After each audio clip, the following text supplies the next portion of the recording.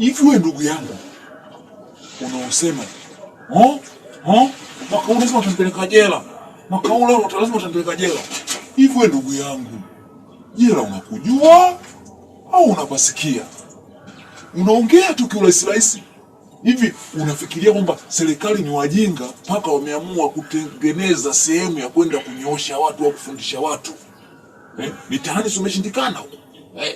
Unawekwa huru, unajiachia, unafanya mambo yako unavyojitaka, lakini huwezi.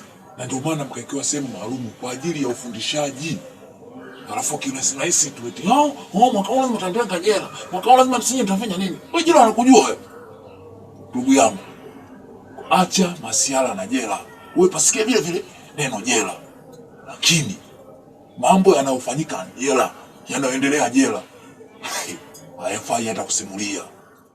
Ni bora ule ugali na maharage au ugali na chumvi, lakini penye amani, penye usalama. Sio jela. Jela pagumu. Unanielewa? Unaniangalia? Maana mnakaaga tu wewe. Mimi mwaka huu tanipeleka jela, nakwambia. Mwaka huu, yaani mwaka huu sidhani kama utaisha salama. Utaisha salama?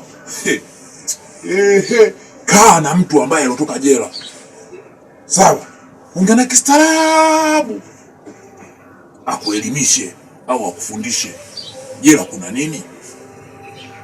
Wewe unaweza kulala saa 10 wewe. Saa 10 mchana au saa 10 jioni unaweza ukalala wewe. Ushazoea kulala saa 6 usiku, saa 7, saa 8. Unaambiwa saa 10 ulale. Unachungulia nje peupe. Alafu unaambiwa ulale. Wewe tuliza hiyo mizuka mnaifanya mizuka hiyo, sio mizuka. Utapotea.